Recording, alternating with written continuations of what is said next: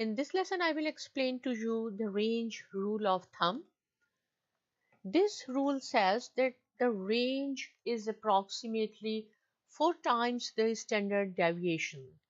What does it mean? See, standard deviation, it says, is equal to range divided by 4. If we do the cross multiplication, so we will get 4s is equal to range. So the range is approximately 4 times the standard deviation. So this is 4 times, and again the focus is approximately. This rule does not give you the accurate answer. This is just the approximation. The standard deviation is another measure of a spread in statistics. So what does standard deviation means? Standard deviation measures the spread of the data around the mean. It tells you how your data is clustered around the mean. So note, range rule of thumb is only for rough estimation. Again, it will not give you the correct result. It is just the approximation, and it says that range is equal to 4 times the standard deviation. And how you calculate the range? Suppose if you have a data and 10 is the highest value in your data, 2 is the smallest value in your data, then you have to subtract 10 minus 2 is equal to 8, which is range. This is the range, right? If we divide it by range, this 4, because in the formula we have 4, we will get 2, so standard deviation is equal to 2. Here, the range rule of thumb approximates the standard deviation. See, again, focus is on approximate, estimate, as if the distribution is unimodal and approximately symmetric. And another condition is that your data should be unimodal and approximately symmetric. What does it mean? Symmetric means you will have a bell-shaped graph.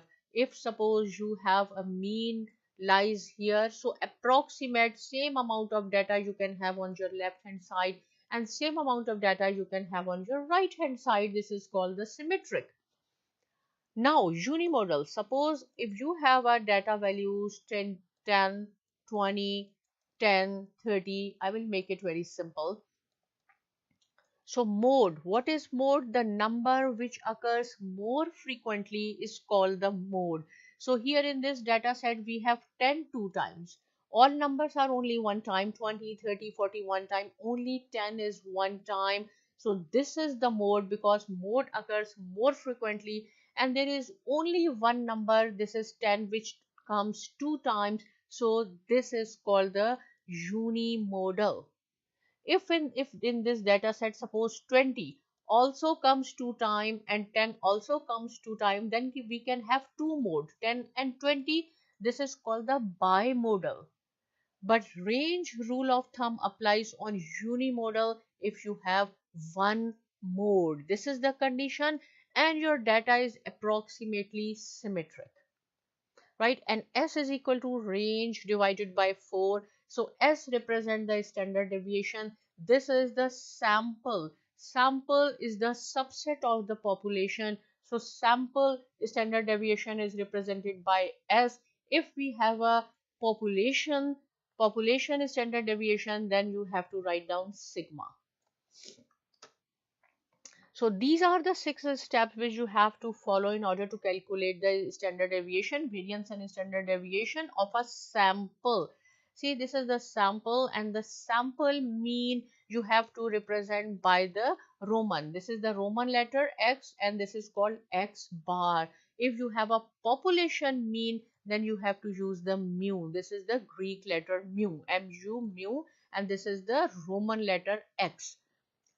So normally we have to use these 6 steps in order to calculate the standard deviation. Here I will show you the example by using the range rule of thumb. This is our data. In this data you can see 6 occurs 2 time, all numbers are 1. So this is the unimodal. It means you can apply the range rule of thumb here. According to the range rule of thumb, it applies only to that data set which have only one mode or unimodal. So this is unimodal. First step is you have to calculate the mean. Now we are following these steps which we have already discussed in the last lesson in measure of variations.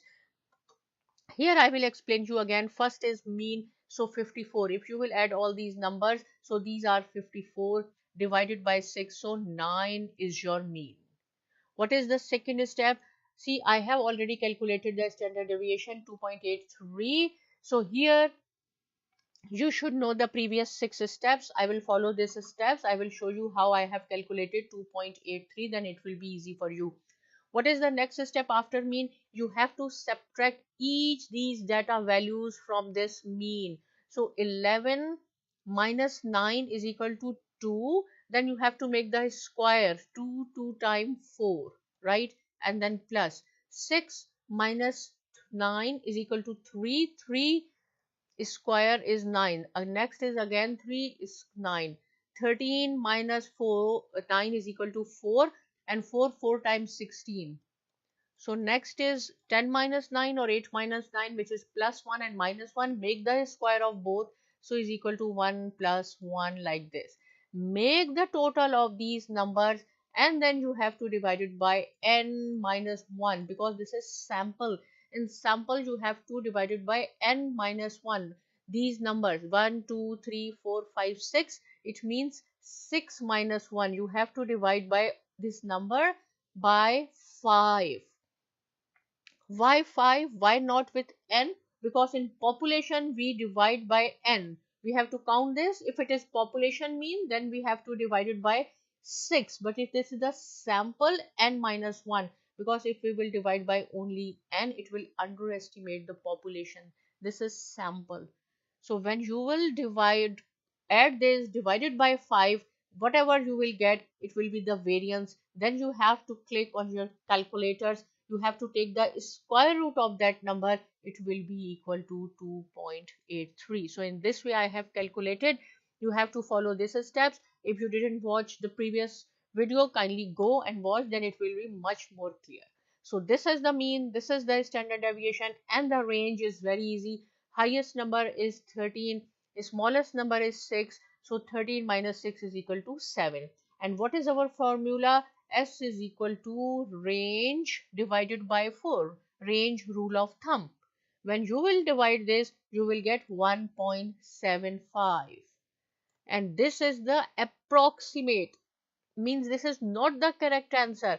The correct is 2.83. But suppose if you want to see quickly, if you have these 100 numbers, you do not want to follow these 6 steps in order to find out the exact standard deviation. If you want just rough approximation, what you have to do, out of your 100 numbers, just find out the smallest number and the largest number, subtract it, divide it by 4.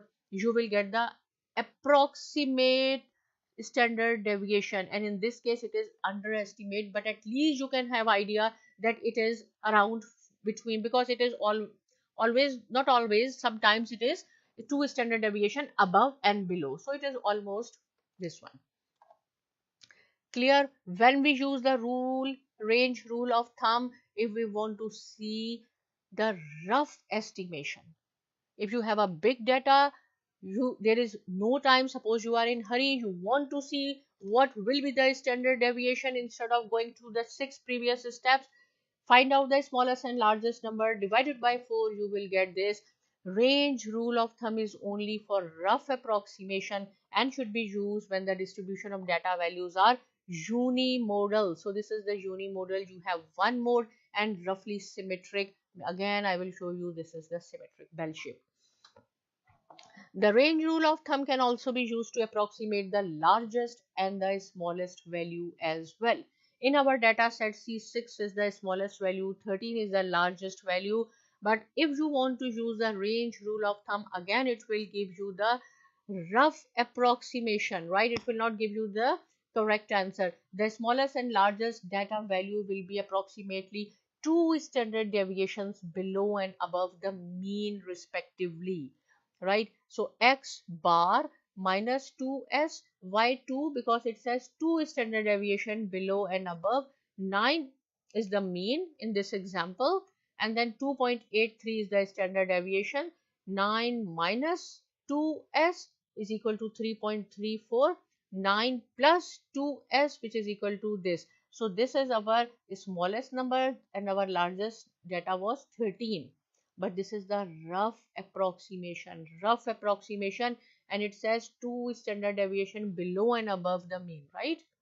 These are rough approximation for many data sets. Almost all data values will fall within 2 standard deviations of the mean, right? If you want to see the better result, then you have to follow the Chebyshev theorem and empirical rule. And Chebyshev theorem, again, it will not give you the correct answer. Empirical rule will give you the accurate answer. But we will discuss these two in the next lessons. If still you have any question, you can write down in comment section.